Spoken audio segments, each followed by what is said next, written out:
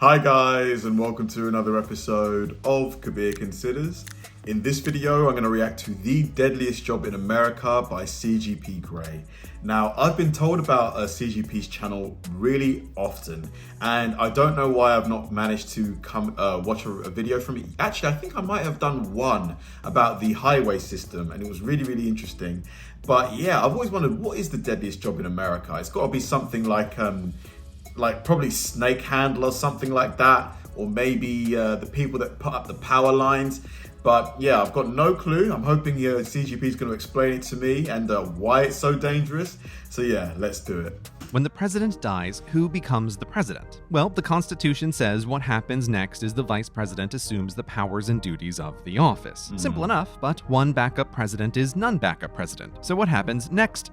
The Constitution left this question as homework for the new Congress. Important homework, yes. Due date, no. So Congress sort of worked on succession with inconsistent and conflicting drafts, but mostly procrastinated on properly finishing for 200 years, finally turning in the 25th Amendment. Better late than never, though in the meantime, a president had died in office not once, not twice, not thrice, not quadrice, not quintice, not hexice, nor septice, but octagonalice. For natural causes, for assassinations. It was Garfield and McKinley. This survival record was only 80%, and even counting to today, the president is technically the most deadly job in America. But the odds are, when you become president, you must roll the celestial 2d6, and if you roll a 7, you die in office. Oof, don't spend a lot of time in Vegas with those odds. So the Veep becomes the Peep and picks a new Veep who must be confirmed by a majority vote of both houses of Congress. If this happens quickly, then hunky-dory, everything is reset. But getting a VP nominee approved might take some time, during which the former VP, who is now the president, who is not immortal, must cast the dice and could roll a 7. The office of the vice president has been vacant for more than a baker's dozen of times in United States history, which, given the historical state of Congress's homework at the time, put the peaceful transfer of power in a precarious position.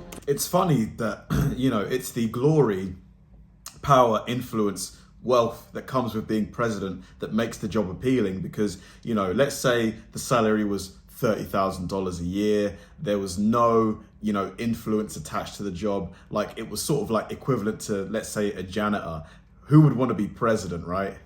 For example, the first time a president died in office, the 9th by the way, didn't even make it to double digits, no one knew what should happen. The then VP just grabbed a judge to administer the oath of the presidency to become number 10, and spent the rest of his term arguing with Congress and the nation about if he was really the president or the acting president. Which seems a little, who cares, what's the difference? But there is the office of the president and there are the powers and duties of the office, which are not quite the same thing. See, it's not just death that can remove a president. A president can resign, a president can be impeached, and a president can be enabled to discharge the powers and duties of the office. This last enable is from the Constitution, which makes no attempt to define what enable means. A president can volunteer themselves to be enabled, for example, during physical illness, upon which they don't leave the office, but the VP gets the powers and duties of the office and becomes acting president. This, on a tiny scale, has happened a few times when the president has undergone non-trivial surgery. A reason for this being to ensure nuclear weapons command and control is maintained at all times. So don't get any ideas, but also you don't get any ideas. I'm still the president. Power reverts as soon as this is over, and it will, assuming death doesn't make a bedside visit. Okay, so it isn't permanent, it's just a temporary thing. Anyway, inability is a subjective sliding scale. A president could be perceived as mentally unable by some, or become so mentally unable as to be unable to declare themselves unable, or become physically unable yet simply refuse to declare it. Here, the 25th Amendment allows for the vice president to perform a kind of gentle coup. Okay, the president has 15 top-level advisors we will get to later. If the VP can get a majority of advisors to state in writing the president is unable, the VP gets the powers and duties of the office. The president can challenge this, getting a moment to try and consolidate keys to power, but if the VP and advisors reaffirm the president is indeed unable, the VP is acting president and a 21-day countdown clock begins. What happens next is up to Congress. If they do nothing when the clock runs out, presidential power returns to the president. But if within the 21 days Congress votes with a 2/3 majority that the president is unable, then the vice president is permanently acting president. And the president is still around?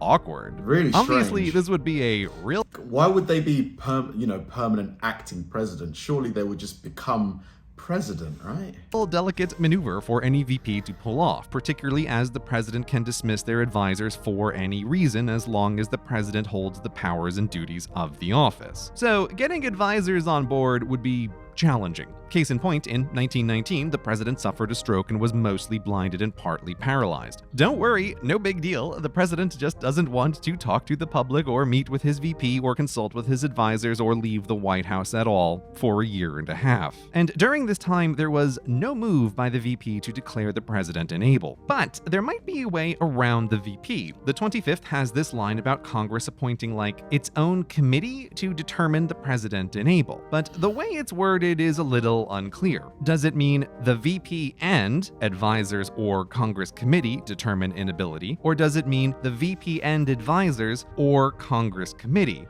I mean, it must be so difficult for the average citizen to understand all of this, without seeing a video like this, just to be able to piece things together and understand what happens in such an event. Not that they would want to understand it, but, should curiosity strike.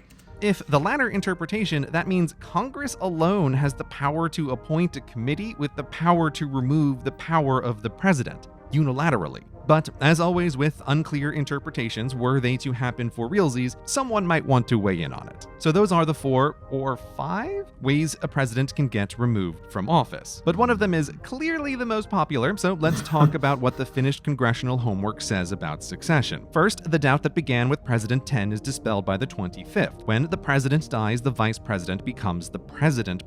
In able equals VP acting president, dead equals VP president. Okay. But if both the president and the vice roll 7s, the order of succession is set. And first up is the speaker, who is the elected leader from within the House of Representatives. And next is the president pro tempore of the Senate, who is the longest serving senator. Not automatically, but elected by tradition. Gee, that's a funny thing to mention now. I'm sure it won't matter later. Senators tend to serve for a long time, so the president pro tempore is often in their 80s, with the record holder being 98. Just worth noting, it was up to Congress to set succession order, and Congress just so happened to pick the 2 most powerful members of Congress as next in line from the VP. Do you guys think there should be age limits on presidents, on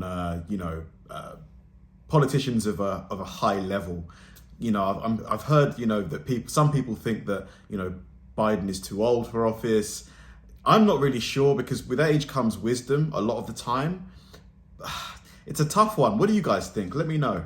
After Congress, succession moves to the cabinet. These are the advisors mentioned before. Each here has the title of secretary and are secretary of a same-name department. Explaining each in detail would take too long, because it would be to explain the entire structure of the executive branch, which is enormous. And some of their names give you the idea, but some of them don't. For example, number 4 in line, the Secretary of State, who runs the Department of State, which has nothing to do with the states, but everything outside the states. The Secretary of State is first in the cabinet because managing the foreign relations of the federal government is a pretty big deal that requires you to be on at least decent speaking terms with other countries. A good thing should say you need their support during a sudden transition of power. The Secretary of State is first among the founding 4 appointed by the first president. The others, Secretary of Treasury, Secretary of War, and Secretary of Justice. Oh wait, Fancy Pants here wants to be called the Attorney General, but just so happens to be in charge of the Department of Justice. So the oldest departments have their secretaries in 4, 5, 6, 7 order of succession. Yeah, I wonder why it isn't consistent there. Like, why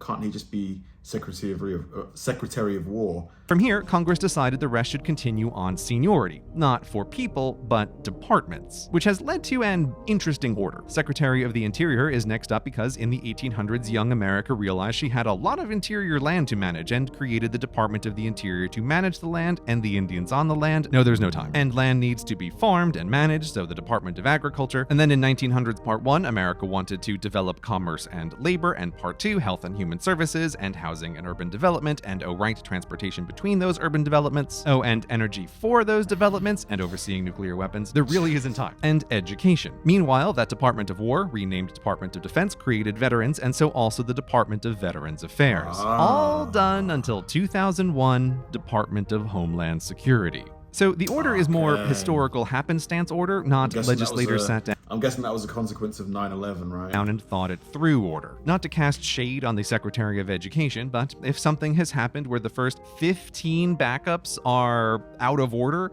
that sounds a lot like a Homeland Security issue. In addition to the debatable order, for everyone below VP, if their spot in succession comes up, they are required to resign their current position to become, wait for it, acting president, most likely serving the rest of the president's term. Why most likely? Well, one of Congress's homework attempts raises an issue called bumping with this paragraph, saying the acting president serves the rest of the term unless a prior entitled individual is able to. Oh, it's another interpretation problem. This does or doesn't mean new appointees take priority and bump those lower on the list out of the office instantly. Here's the worst case interpretation and scenario. Imagine while Congress is on recess, the President, VP, both leaders of Congress, and the Secretary of State all roll sevens. The Secretary of Treasury becomes acting president and appoints a new Secretary of State, who is higher on the list, bumping the acting Treasurer President off, who is now unemployed, at least until reconfirmed. And of course, a new Secretary of State is needed post-haste, confirmed. Back from recess, the Senate elects a new President pro tempore, who is higher on the list and then must resign to become acting president, bumping the current acting president, who was the Secretary of State but is now just unemployed. And then the House elects their new speaker, bump again. While there is debate about bumping constitutionality, the point is it's still President 10 all over again. Uncertainty is the whole problem. After a government decapitation, just the potential of rapid-fire changes in power is exactly what you don't want to be even debatable when nuclear command and control is on the table in what would obviously be trying times. So maybe a couple more revisions on that homework are due, but whatever. This is the current order, and since the 1950s, for no particular reason, it's been policy to never let all of these people in a room together at once. So when you're watching the next State of the Union address, if you want something to occupy your mind during all the clapping, you can play Guess Who's the Designated Survivor, knocking down successors as you spot them to figure out who isn't there, secreted away in a secure location to be the final backup.